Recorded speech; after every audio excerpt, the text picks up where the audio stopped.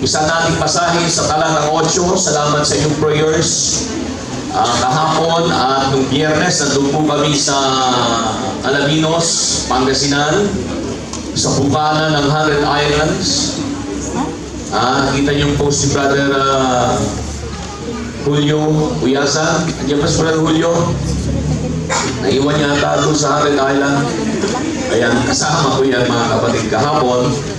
Salamat sa prayers po ninyo. Naging successful ang pinaka-last na Apostolic Men's Department conference sa ating district na ito'y ginanap sa Section 4. Purihin ang Diyos dahil ito po ay isang gawain na dinadalawa ng madalas sa mga manatahanan. Kaya salamat sa inyong prayers. Nakabalik po kami kahapon na nasa mabuting kalagayan.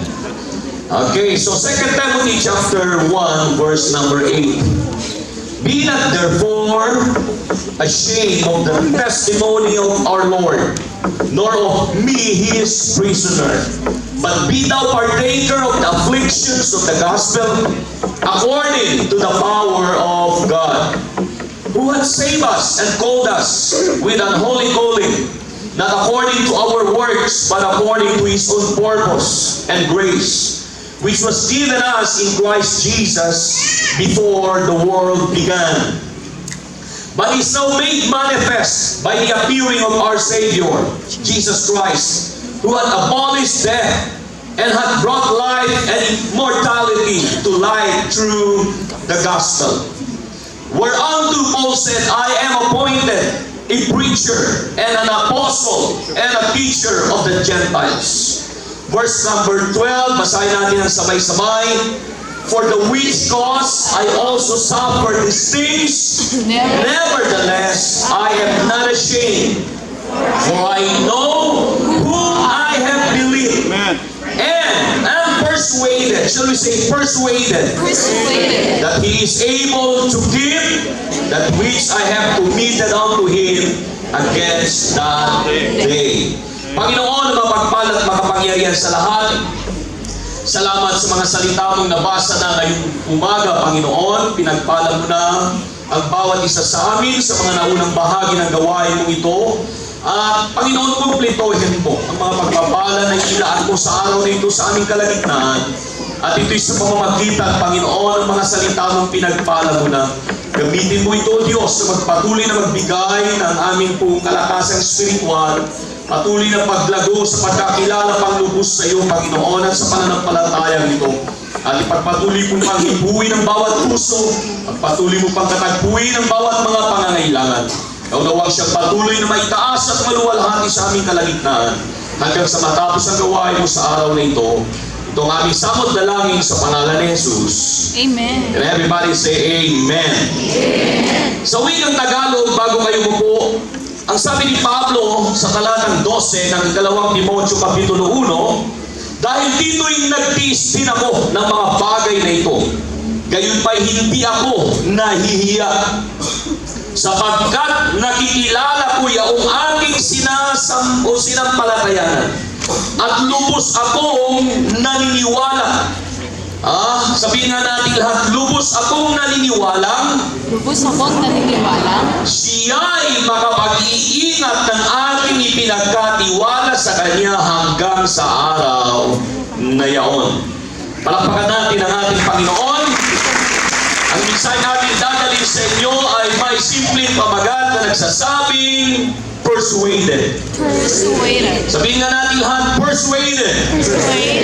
Bless you all, you may be seated. Sa Tagalog, ang ibig sabihin ng persuaded, hindi lamang naniniwala. Persuaded is not just a mere belief. It is not just a simple faith. But there is a much deeper meaning with this word.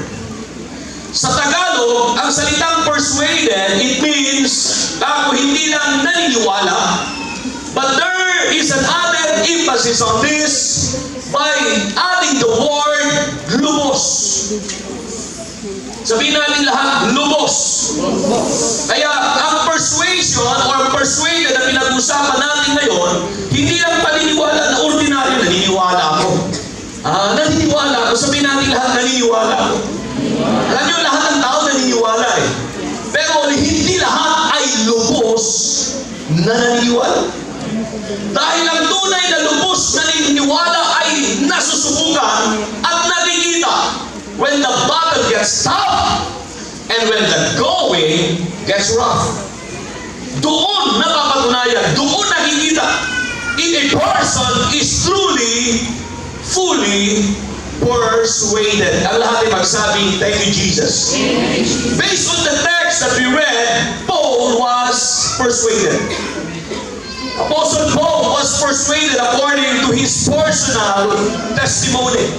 So, to all of this thought and on that definition and idea, as far as the word persuaded is concerned, persuaded also means to convince by argument,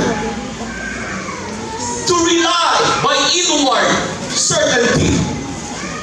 Ang ibig sabihin niyan, kumbinsido ka, hindi dahil naramdaman mo, o kumbaga ay narinig mo, but you are convinced by argument because of the strong argument, because of the, what we call maybe basis, or the witness, or the personal testimony, the personal experience of a person. Kaya ang ibig sabihin ng persuaded ay kumbinsido ka dahil may basis yung kung bagay pagkakumbinsi mo. May basihan. Sabihin natin lahat may basihan. Basihan. Katulad na lang pag tayo tinatanong sa mga kumbagay bagay na sinasabi natin. Meron ka bang basihan? Basahin. Basahin. Totoo ba yung sinasabi mo? Nasa Biblia, basahin. So, ibig sabihin, merong basis. And the word persuaded also means to rely by inward certainty. To believe or to have confidence. And another word for this is trust. Shall we say trust? There's a big difference between faith and trust. Yes. Malaking pagkakaiba yan. Narinig nyo na yan minsan. Malaking pagkakaiba yung pananampalataya. Na pananampalataya lang kaysa yung paniniwala.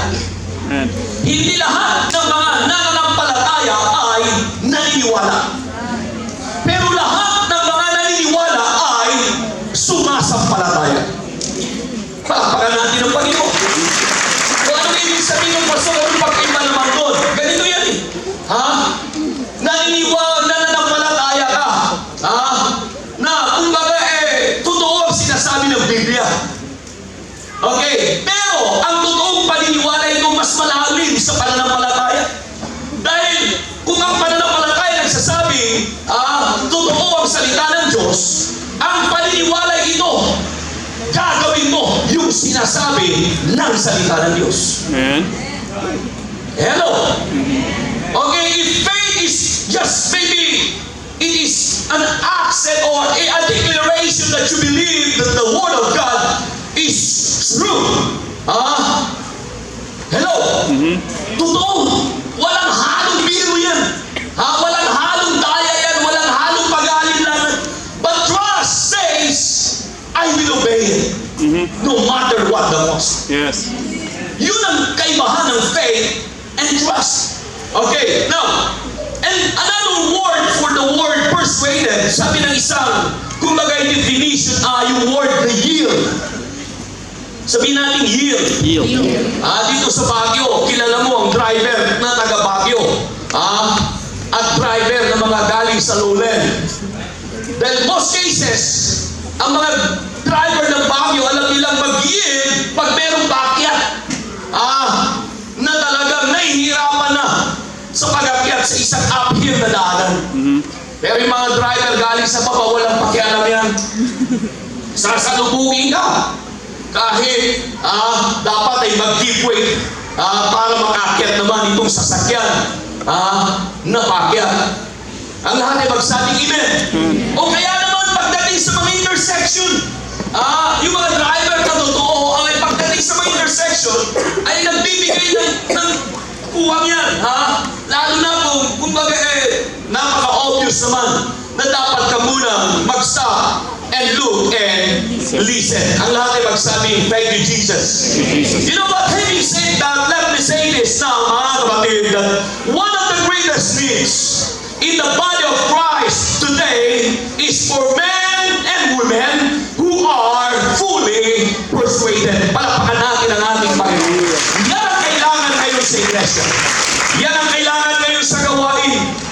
Mga mananampalataya na lubos na naniniwala. In other words, mga kapatid, sila po ay talagang kumbinsido, sila po ay talagang desidido, sila talaga, mga kapatid, ay masasabi natin, walang halong pagdadalawang isip upang alinlangan sa likod ng kanilang kaisipan ang pagsunod at ang paglilingkod nila sa Panginoon. You know what? The colloquial words for this word persuaded is actually sold out and die hard. Narinig nyo na yung word na sold out? Narinig nyo na yung word na die hard? Alam nyo, the idea, mga kapatid, behind these words is not just being loyal for a cause. Hindi lang yung loyal ka dahil sa iyong ipinaglalaban. But there is a deeper thought on this, because a person who is persuaded is one who is willing even to die for the cause that he is fighting for. Yes. Yan ang sold out. Yan ang die hard. Hindi yung mga nandun sa kangyan na nagrarally na may mga placards pa. But when the battle gets tough and when the going gets rough, iwanan na yung placard. Tatakbo na, mga kapatid, magtatago na. Hello? O kaya naman pag nasuhulan na ng mas malaking halaga, magbabago ng kanyang stand. Ang lahat ay magsabi namin. So, yan ang mundong ginagalawa natin. Alam niyo, ang mundong ito, nakakalungkot, mga kapatid. Hindi mo nakilala yung totoong lubos na naniniwala kaysa sa mga naniniwala lang. Pero sa iglesia, kailangan, mga kapatid, maging matatag ang ating pundasyon, maging matatag ang ating relasyon sa Panginoon. Alam niyo, habang pinapanood ko kanina yung presentation ng mga bata natin sa Sunday School Department, may kasamang comedy, ba? Kinatawanan natin, pero alam niyo ba, hindi ka dapat magtawa pag naiwan ka sa rapture. Amen. Amen. Right. Ang gusto kong makita sana kanina, humahagulgul na tayo eh. Then yung presentation ng mga bata, all about the coming of the Lord. Amen. Pero dahil mga bata ngayon manap at may konting, kumbaga sabihin natin, hindi pa talaga kumbaga na-plancha ng gusto yung kanilang presentation. Kaya ka ng paniniwala, ibig sabihin, may kalakip na, may kakambal na pagsunod sa mga bagay na ipinapahayag ko na totoo na ito'y salita ng Diyos. Amen. Amen. Yung chat kanina ni Father Isaac, ang ganda, di ba? GT1! Nakalimutan nyo na. Talaga kayo, meron kayong favoritism eh. Isaac, kumali ka na rito. Naligo. Lamang lang si Isaac ng kalahating ligo sa akin. Give me one! Give me three! Nag-isip ba yun? Dahil most of the time, we just want to chant the chant number 1. Gusto natin pagpalain lang tayo, pagpalain. Pero alam niyo ba, mga kapatid, the way for us to be blessed beyond measure is for you to bless others too. Amen. In return. Don't just say blessed. I said don't just say blessed, but desire to be a blessing to many.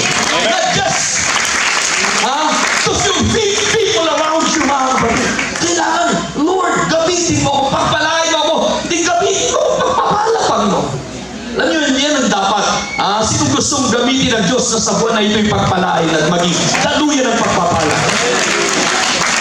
Makikita natin sa 25 kung gaano karaming regalo dadali mo rito. So you know what? Until one is persuaded, take note of this. Until one is persuaded, there is a struggle. Merong labanan. Hanggat hindi ka lubos na naniniwala, hanggat hindi firm ang relationship mo sa Panginoon, hanggat hindi solid rocks ang mga kapatid, ang stand mo sa pagkakilala mo sa Diyos, merong struggle, may labanan na patuloy na magaganap sa buhay mo ito. Ano yung labanan na yan? Yan ay nagaganap dahil sa iyong feelings. Alam nyo, pag hindi ka persuaded sa Panginoon at sa Kanyang salita, most cases, ang kumbagay pumapasok, ang kumbagay nagkakaroon ng higit na impluwensya sa buhay ng isang tao ay yung kanyang feeling. Amen. Pag araw ng linggo, hindi mo feel na magsimba, hindi ka magsisimba.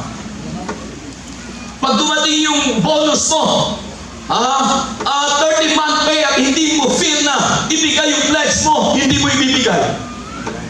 Pag dumating ang insenas katapusan ng sweldo, alam mo naman na magbibigay ka ng iyong ikapo at kaloob sa gawain ng Panginoon dahil hindi mo feel, hindi mo ibibigay.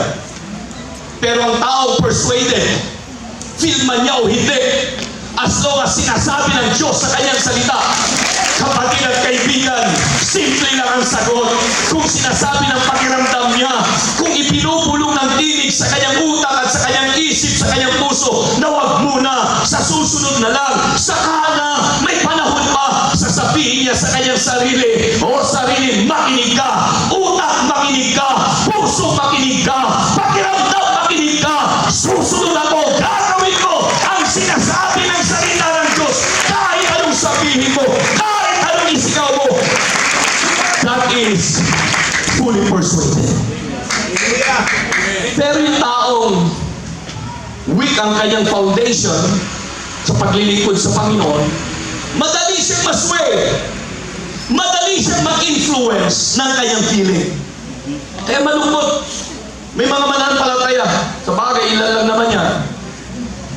At nasa inyong ilan na yan, pastor, mukhang ilan nakapasok na dito. Dati wala yan dito. Pero mga kapatid, kailangan yung ilan na yan, kailangan muling mabautismuhan sa presensya ng Panginoon. Mailubog sa presensya ng Panginoon. At magkaroon ng panibagong kapahayagan mula sa Panginoon para sila'y maging lubos ng mga naniniwala. Kung ano sinabi ng Diyos, yun yun. Kung ano ipinahayag ng Diyos, yun yun. Hallelujah. Kung ano ang nasusulat, yun yun. Narinig nyo, naalala nyo ba yung ginamit ko minsan? Nasa Biblia, ang sabi ng 2 Timothy chapter 3 and verse 16, pakilagay sa screen. All scripture is given by what? Inspiration of God. And is what? Profitable for doctrine, for reproof, for correction, for righteousness, for instruction in righteousness. And read on verse 17. Let's read on. Ano sabi ng verse 17? That the man of God may be perfect, truly furnished unto all good works. So kung ibabalik natin sa verse 16, ang sabi doon, all scripture, lahat ng kasulatan, hindi lang iilang bersikulo. Ang Biblia ay salita ng Diyos. Sinong naniniwala ng Biblia ay salita ng Diyos? Bible sa yan man ay nasa literal na libro, o yan ay nasa Android nyo, nasa iPad, nasa iPhone, nasa tablet, nasa capsule, nasa liquid. Taas nyo. Salita ng Diyos yan, di ba? Dahil Biblia yan eh. So naniniwala tayo. So ang sabi ng Biblia, lahat. Pag sinabing lahat, kapatid, no choice ka. Hindi mo pwedeng i-qualify kung ano ang totoo at hindi totoo. Amen. Hindi mo pwedeng sabihin na ito lang ang pinunasan ng Diyos ang talatang ito at ang verse na ito hindi pinunasan ng Diyos. Hindi mo pwedeng sabihin na ito ay napapanahon at ito hindi na. Alam niyo, ang salita ng Diyos ay napapanahon sa lahat ng panahon. Amen. Actually, ang sabi ng Biblia, kahit na nga wala ang panahon sa darating na araw, dahil sabi nga ni Jesus, heaven and earth shall pass away, but my word shall not pass away.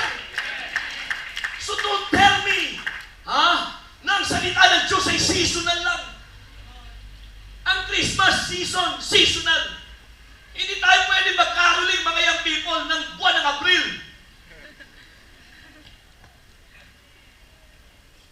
Disyembre na naman. Nagkakaroling mga young people natin para meron silang karagdagang pondo. Nagagamitin para sa gawain ng Panginoon. One way of fundraising yan ng youth department natin.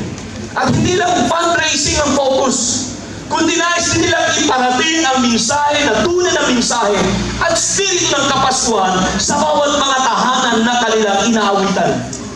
Palakpakan natin ang ating Panginoon. At may Sunday dito, siguro yan ay sa darating na Sunday. Last Sunday. Magkakaroling din sila. Ha? Kakaroling ba rito kayo sa Sunday? Last Sunday, Brother Kaya? Ayaw nyo? Kami na lang! Ha? Hallelujah! Palakpakan natin ang Panginoon. So, ang point ko ito, kung babalikan natin ang mga pinag-uusapan natin ngayon, alam nyo ba na lahat ng salita ng Diyos ay pinunasan? Amen. Ito'y napapanahon hindi lang tuwing Disyembre yan, hindi lang tuwing Enero, ang talatang yan sa salita ng Diyos. Mga kapatid, maraming pangyayari, maraming kumbagay programa, maraming mga kumbagay nagaganap dito sa mundo ito na seasonal lang. Pero ang salita ng Diyos ay for all season. Ang lahat ay magsabing for all season. For all seasons. So, ang sabi ng Bible, it is inspired, anointed, sanctified by God Himself. All scriptures. Now, naalala nyo, may binanggit ako, lalabas ako ng konti sa aking outline, dahil nag-flashback sa isipan ko ngayon, yung naituro ko minsan sa inyo na as far as dealing with the Word of God is concerned, ito isang bagay na dapat nailagay natin sa isipan natin. And this is all about the term na maaaring naririnig nyo, but it is truth and nothing but the truth. This is all about the word objective truth. Shall we say objective truth? Objective truth. Anong ibig sabihin ng objective truth? Pag sinabing objective truth, ganitong ibig sabihin niya, the idea behind this is this.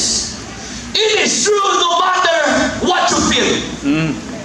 It is true no matter what your idea behind that. It is true no matter whatever opinion you have against that. That is objective truth. Amen. Amen. Pag sinabing objective truth, totoo yan. At muli, ang pinaka-thought doon, ang pinaka-idea, hindi mo ba pwedeng kipatihin yan eh. Amen. You can go against it. You can fight against it. Objective truth means it is the truth. It is the truth and nothing but the truth. Kaya nga nung sabi ni Jesus Christ sa John 17, verse 17, sanctify them with thy word, for thy word is truth. Ang lahat ay magsabing amen. Amen. Pakabanalin mo sila sa iyong salita dahil ang salita mo ay banal at totoo. Palakpakan natin ang ating Panginoon Diyos. Kaya salamat na lang.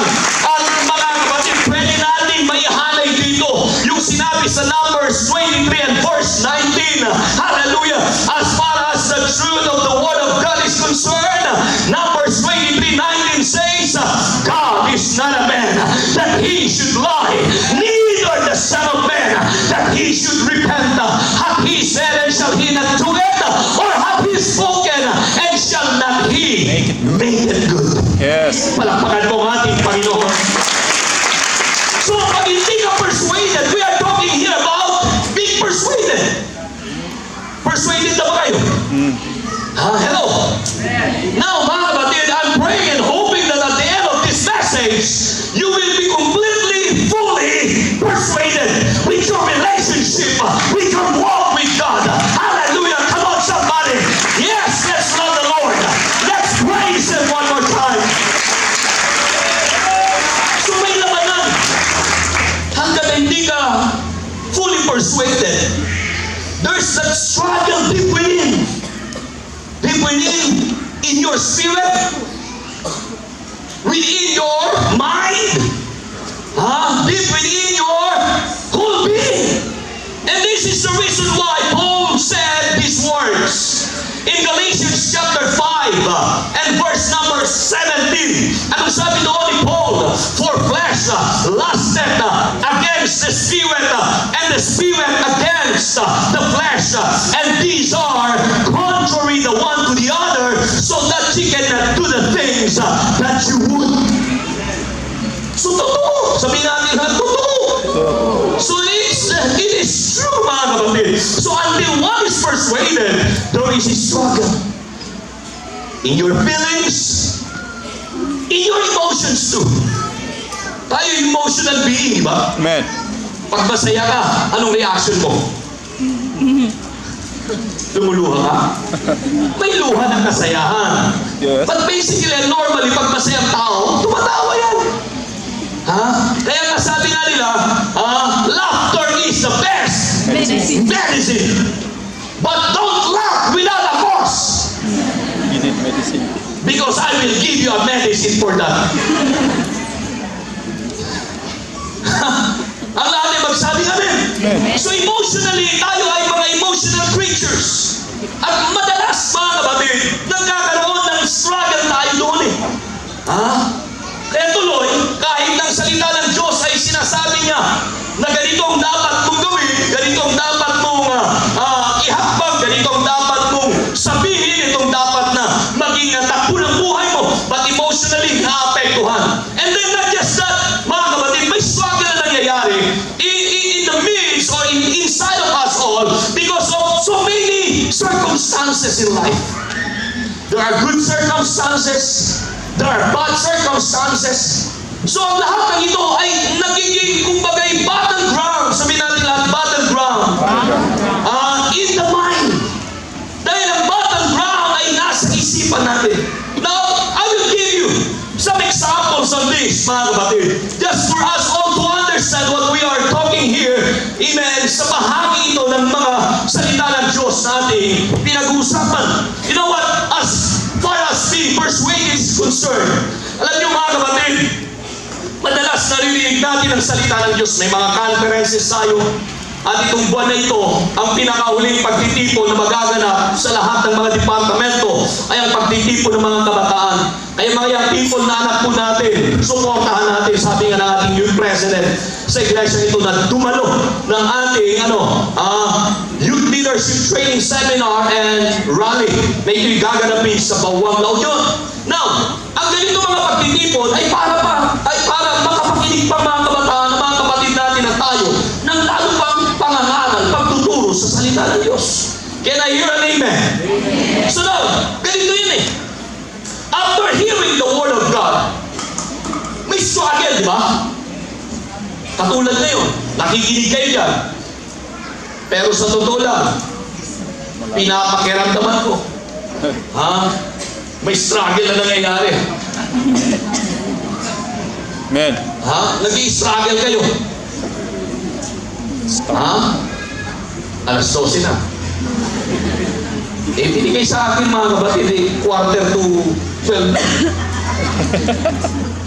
Binantay ko yung oras ko, kaya ako sa Gemma. Quarter to 12 na pala. Mensahe ko, pang 2 oras ito. Sana naman ako lalagay. Tapos ganyan pagtingin nyo sa akin. Kapatid, kaya pinapawisan ako rito, hindi dahil sa pangangaral eh. Ikaw ba naman tatayo rito ng tingin na sa'yo ay kutsara at tinidor? Hello! Pero huwag kayo mag-aalala. Persuaded ako eh. Kayo. Ayan ang sinasabi natin. Pinag-usapan natin being persuaded eh. Lahat ng persuaded ay magsabing, ako yun! Ayun! Aywan ko lang. So alam niyo mga kapatid, ganito yan eh. Pag pinakinggan mo ang salita ng Diyos, dapat ang ating reaction lagi na katulad ng sinabi ko ng linggo, every time that you hear the preaching and the teaching of the Word of God, you should have this kind of attitude every now and then. And what kind of attitude is that? Being receptive.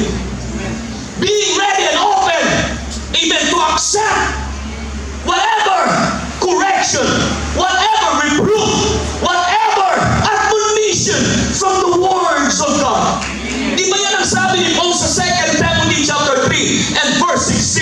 This is for our own good, for reproof, for correction, for instructions in righteousness, so that the man of God, hallelujah, will come into perfection in his relationship with his God.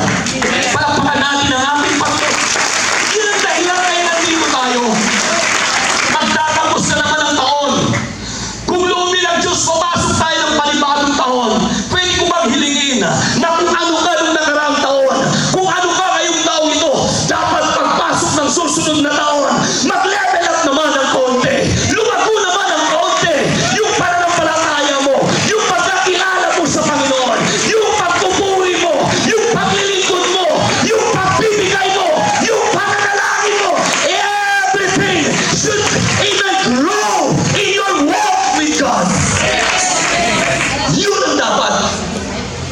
Sabihin mo sa katabi mo, yun ang dapat. Yun yan. Tuwing linggo na ginawa ng Diyos ang mga ngaral na tumatayo dito, ang inyong mga tagapagturo na nagbabahagi ng salita ng Diyos, pinag-aandaan ng mensahe, ang aralin na itinuturo. Alam nyo, ang purpose doon, it is not just for us all to hear a good message. Coming to church like this every Sundays, every Wednesdays, every meeting that we have, should not just be a casual thing. Amen. Oh, simba tayo. Dala tayo ng gawain. Oh, salamat. Ang ganda ng mensahe. Salamat, kulang yung mensahe. Oh, salamat. Sobra na naman yung oras. Oh, salamat, Panginoon. Ha? Alam niyo, hindi dapat ganun lang ng kwasuan lang ang reaction natin. Kundi ang ating reaction sana ay ganito, God, tatanggapin ko ito. Panginoon, ilalagay ko sa puso ko ito. Kaya nga sabi ni David, Thy word have I hid in my heart that I may not sin against thee. Ang ibig sabihin yan, David was fully persuaded when he heard the word of God. Hallelujah. He kept it inside of him, mga kapatid, para lalo pa siyang lumago sa pagkakilala sa Panginoon. Amen. Para lalo pa siyang lumago sa pananampalataya niya sa Panginoon. Yan ang kalooban ng Diyos, katulad din ng pag-aalaga ng sanggol, na dapat, mga kapatid, alagaan mo habang sanggol pa, pero pakainin mo ng pakainin kung dumarating na yung punto na kaya niyang umuyat, mag-digest ng pagkain. Dahil bilang magulang, sino ba naman ang mga magulang dito na habang buhay gusto mo na yung anak mo'y sanggol? Di ba gusto mo rin at pangarap mo rin na one of these days ay maging sanggorilla?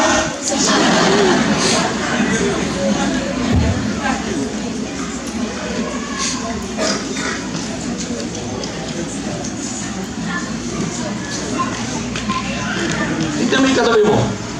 Sanggol pa ba yan?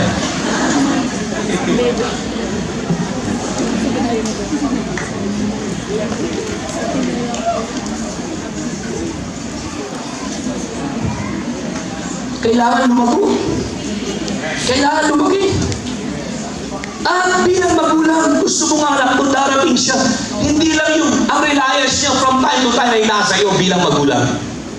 Pero dapat ang anak, darating din siya sa age of accountability, age for him to stand by him, by his own decision. Hello? Na kaya niya na kumbagay, buhayin yung sarili niya. Pag dumating na sa ganung punto yung anak mo, magulang, fulfilled ka na.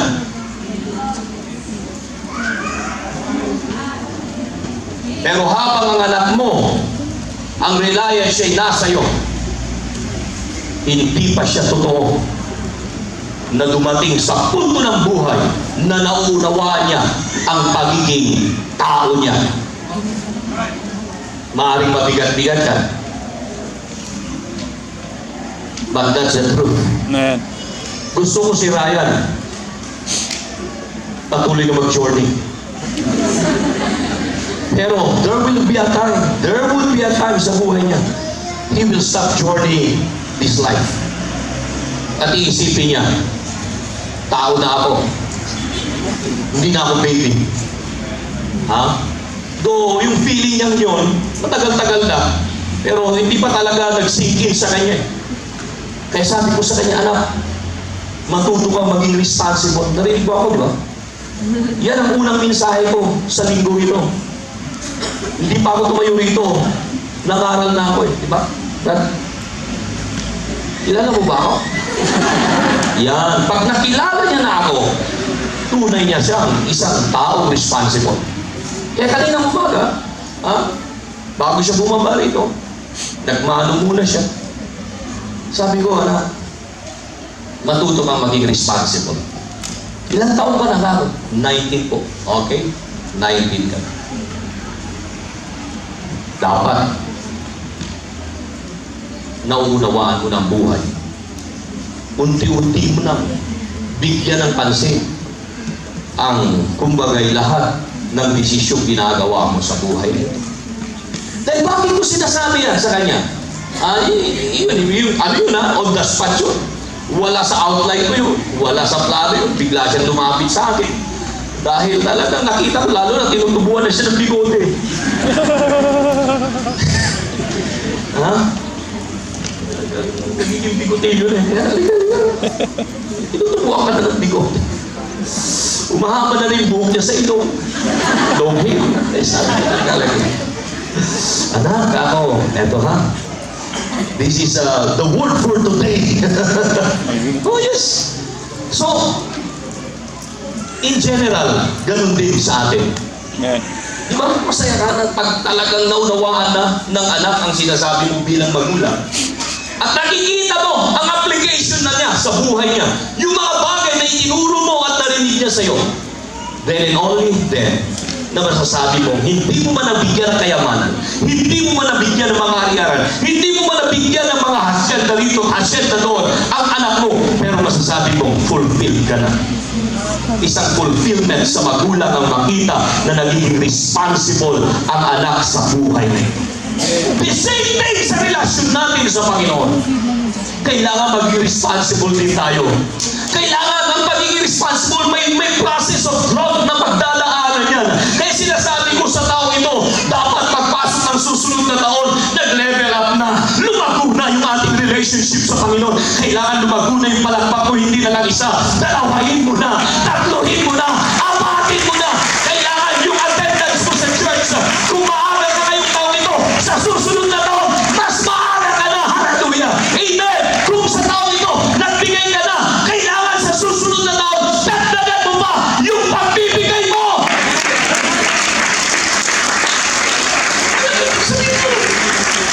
Ang lahat ay magsabing, thank you, Jesus. No, dapat ang ating sinabi, Lord, I wish it. God, tatanggapin ko yan. Kailangan ko yan. Ito ang halimbawa eh. You know what? Yung struggle na ito nangyayari hanggang ngayon, at ako ngayon nag-struggle dito, kung paano ko tapusin ito. But I'm persuaded. Amen. Persuaded ako. Persuaded pa rin. Palakpakan nga natin ang Panginoon. Hallelujah. Pwede ba balik ka rin yung rilo? Hallelujah. Ito halimbawa yan eh. I hear the word of God. Shall we say, I hear the word of God? And what is the word of God tells you or telling you? I hear the word of God that by His stripes I am healed. Amen. Amen. Amen. Lalo na pag may sakit, kasi dito may sakit. Nasa kamay. Sakit sa katawan, sakit sa utak, sakit sa puso, sakit sa bulsa, sakit sa tiyan. Lahat ng may sakit nasa kamay. Oh, hallelujah. O dapat mga kapatid, yes, sa gitna ng iyong karamdaman, anumang sakit yan, anumang karamdaman yan, but you hear the word of God. Shall we say, I hear the word of God. I hear the word of God. Yes, you heard the word of God. By His stripes, you are healed. But there is that struggle deep within na sinasabi ng iyong pakiramdam, but I feel the pain. But I still feel the pain in my body.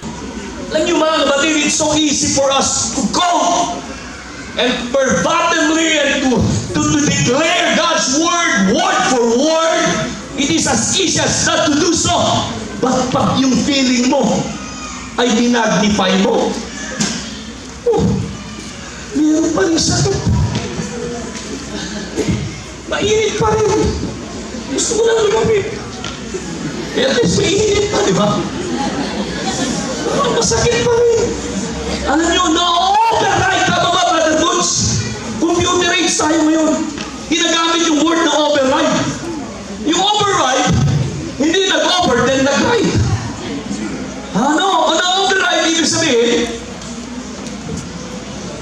Help me, bro.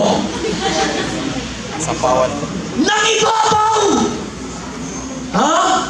So, madalas yung feeling natin, nangingibabaw kaysa sa Word of God. Na kahit ang Word of God ay nagsabing magaling ka na, pero yung feeling mo nagsasabi, hindi pa. Now, pag persuaded ka, ito pinag-usapan natin. Sinong persuaded dito? Pag persuaded ka, ibang usapan. Kahit sinasabi ang pakiramdam mo, masama ang pakiramdam mo. Kahit sinasabi ang pakiramdam mo, may sakit ka pa rin at hapting nararamdaman. Pero dahil persuaded ka sa salita ng Diyos, that by His stripes, we are healed. Hindi ibig sabihin na tinetake for granted mo yung sakit, yung hapting, at yung kirot ng iyong katawan. But you are just declaring what the Word of God is telling you to claim, to claim, to claim what the Word of God is telling you. You are healed. Sige na, sabihin natin lahat, I am healed. That is being persuaded. Nandun pa rin yung sakit. Nandun pa rin yung kirot. But mga kapatid, na-override yung feeling na yan by way of declaring the written word of God. If you are fully persuaded with what the Word of God is telling you about, palakpakan mo ang ating Panginoon. I hear the Word of God. Sabi siya, I hear the Word of God.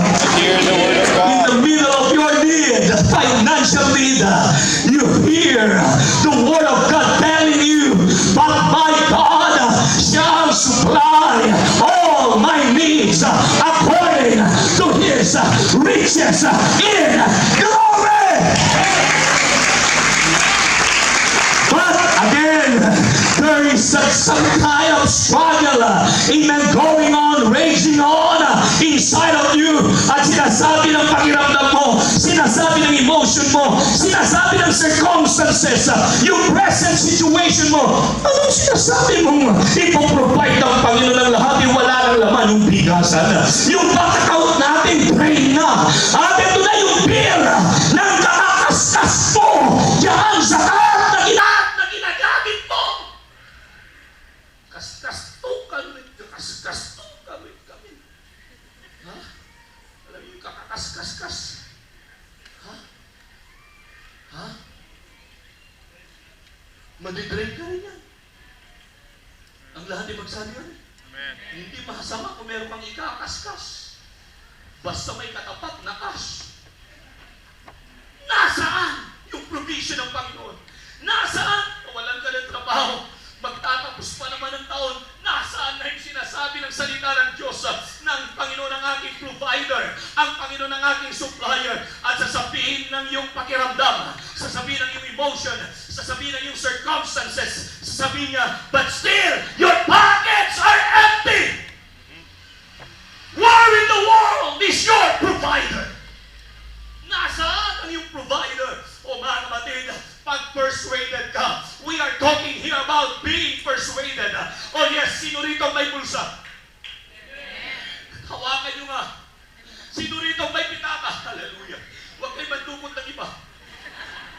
Sino rito may bag? Taas ang kanilang bag. Hallelujah. Come on, amen. Oh yes, maaaring sinasabi ng bag mo, bag lang ito, walang labahan. At least may bag ka. Oh, pitaka lang ito, pastor, walang labahan. At least may pitaka ka. At least, sabihin mo, at least. Alam niyo ang ibig sabihin niya, mga kapatid? Ha? Meron rin, palalaya. Ha? Ano magkakaroon niya? Hallelujah! Sino ang naniniwala? Pero hindi sapat naman ang palataya. Kailangan, totoo na ikaw ay lubos na naniniwala. Amen. Na kahit hindi mo pa nasasalat sa bulsa mo, nakikita sa pitaka mo, o nakikita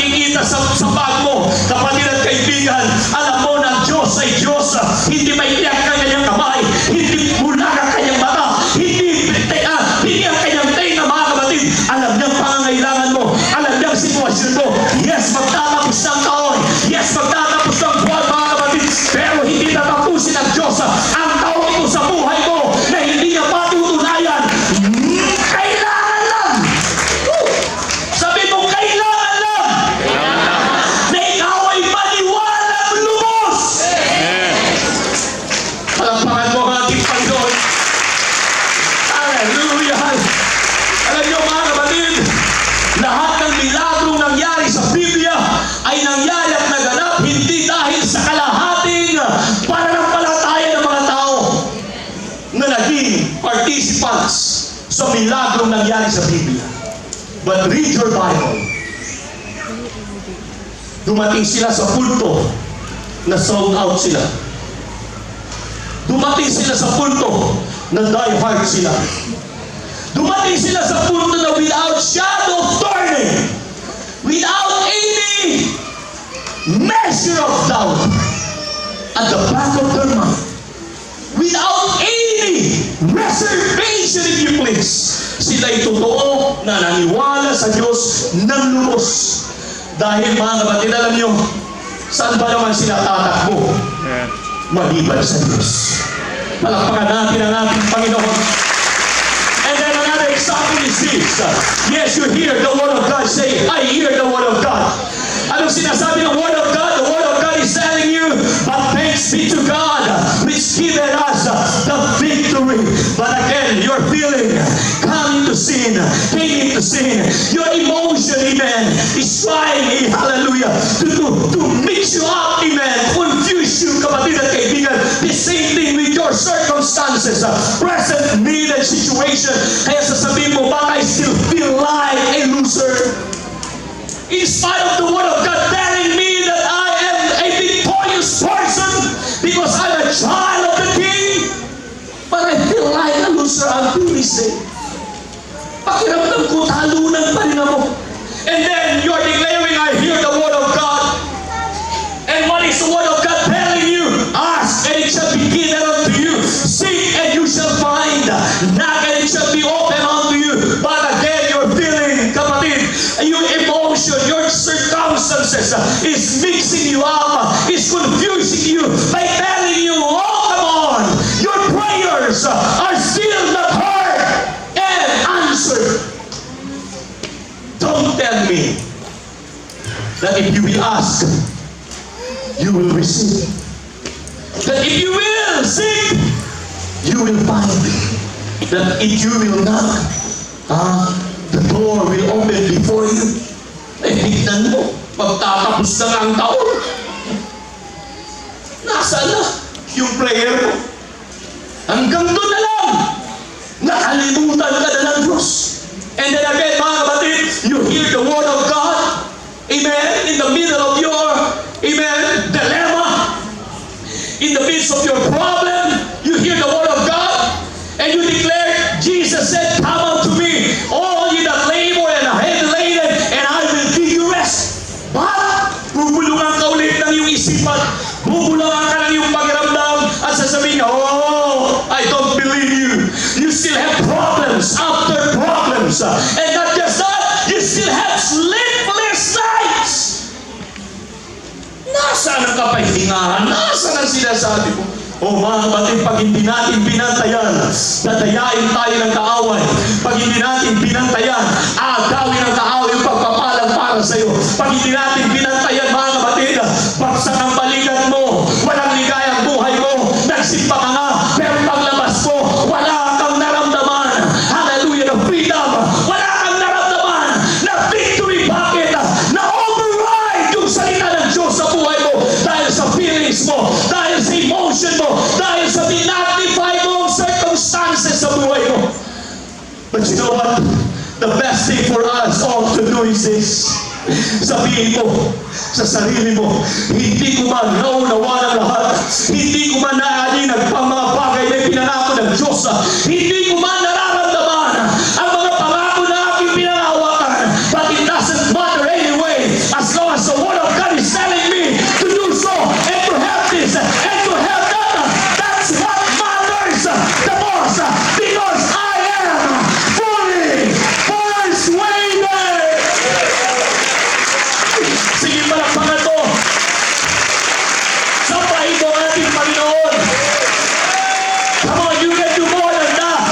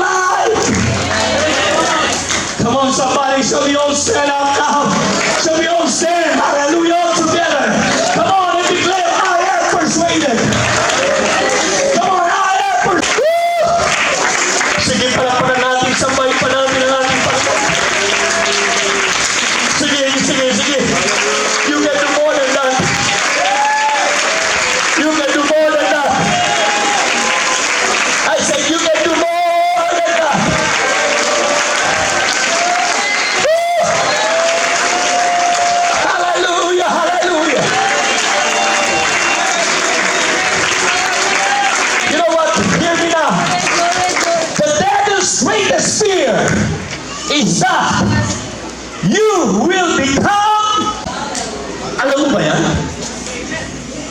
Sabi mo sa katabi mo, alam mo ba yan? Na ang kinakatakutan ng kaaway sa atin ay yung malaman niya na, alam mo, the enemy already knew that after you've been baptized by immersion in water in the greatest formula ever in baptism, and that is the name of Jesus. And the enemy knew that when you receive the Holy Ghost, you experience that initial evidence of speaking in other tongues as the Holy Ghost gives the utterance. But you know what? This is the enemy's greatest fear.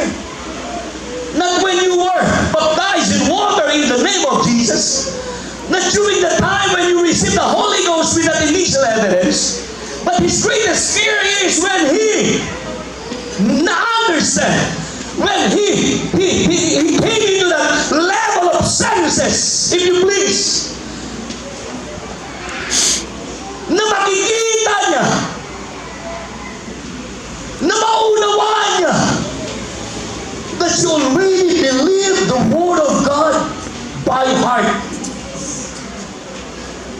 Not just in the mind, but by heart.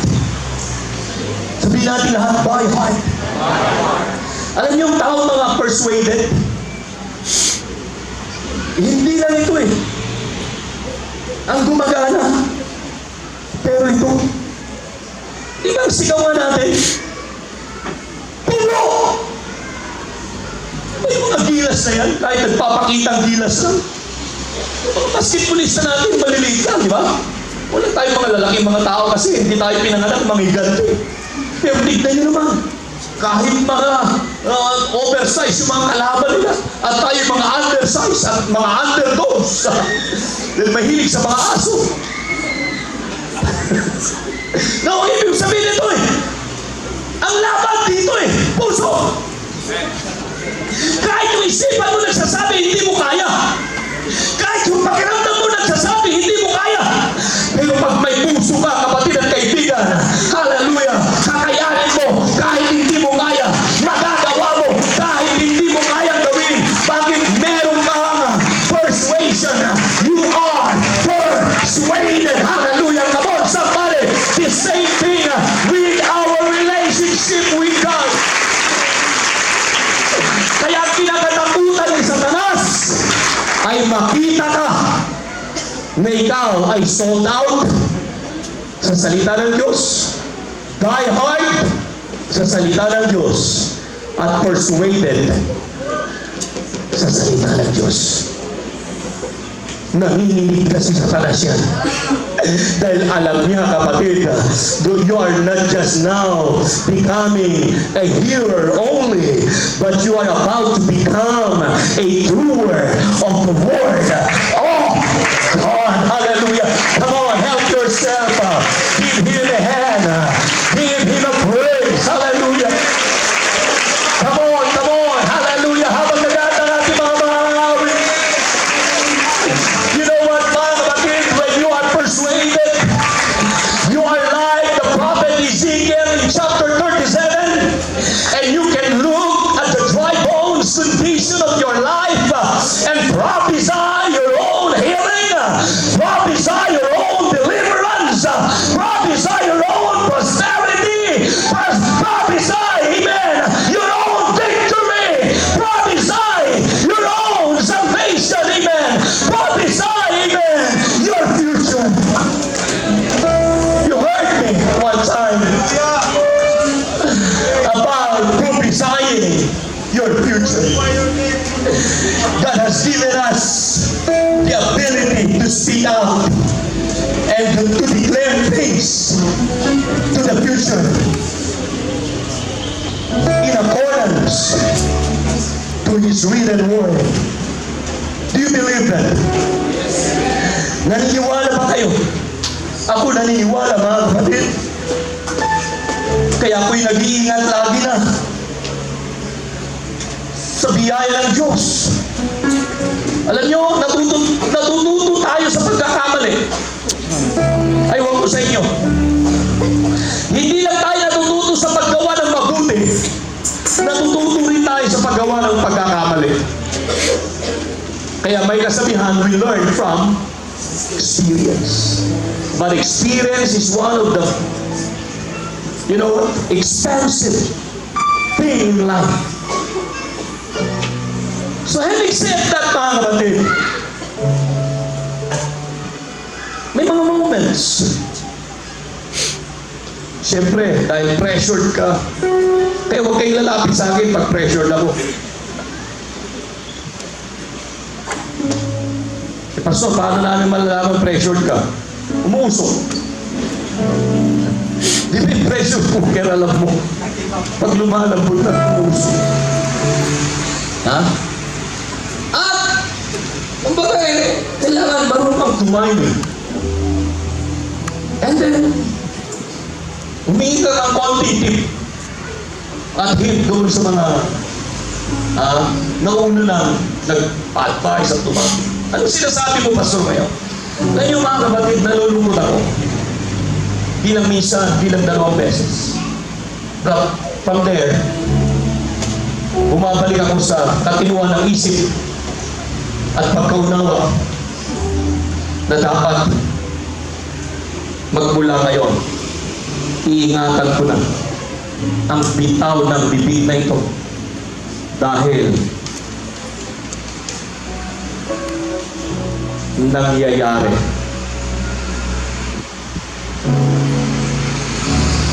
Nangyayari. Wala akong oras para i-detalye. Pero nakita ko. At nagsisisi ako sa likod ng mga pangyayari yun. Panginoon, siguro kung di ako nagbitaw ng ganung salita sa kapatid na ito, sa kabila ng kanyang katigasan ng puso, katigasan ng ulo, at hindi pagsunod sa dapat niyang sundin, siguro nagkaroon ng ibang story ang buhay ng tao. And then on the other hand, masaya ako dahil may mga nabitawan akong salita ng pagpapala, salita ng tagumpay. At ngayon, wow, tagumpay, pagpapala. At sabi ko, salamat sa Panginoon. Inonor mo, Panginoon. Inonor mo. Hindi dahil sa akin, pero dahil sa salita mo, Panginoon. What I'm telling you now is this. Be persuaded na ito. Kailangan sold out ka. Dahil i-honor din ng Panginoon pag sold out ka sa pagsunod niya sa kanyang salita. Pag sold out ka, die hard ka sa paglilingkod sa Diyos. Makinig ka. Hindi lang ordinaryo ang salita mo. Pwede mo ipahayag yan. Maaaring minsan wala sa isip mo, but God will honor it, mga kapatid. Amen. Having said that, balikan ko yung sinasabi ko kanina. Narinig nyo na ako. Nasabi ko minsan at naipangaral. God has given us the ability and the privilege, as long as if this is all in accordance with His Word, He will honor your word for your future. He will honor your prophecy, amen, for your future. And yung isa akong pinangaral na would like, mga kapatid, na banggitin muli yan. Ruby Side. We are waiting for the coming year, 2017. Ilang tulugan na lang. But again, I'm challenging you, I'm encouraging you na, kung totoong persuaded ka, i-honor ng Diyos. Dahil doon tinitimpag ng Panginoon. Amen. Yung susunod na kabanhatan ng iyong paglilingkod, kung totoo at lubos ka na naniniwala sa Kanya at sa Kanyang salita. Palakpakan natin ang ating Panginoon.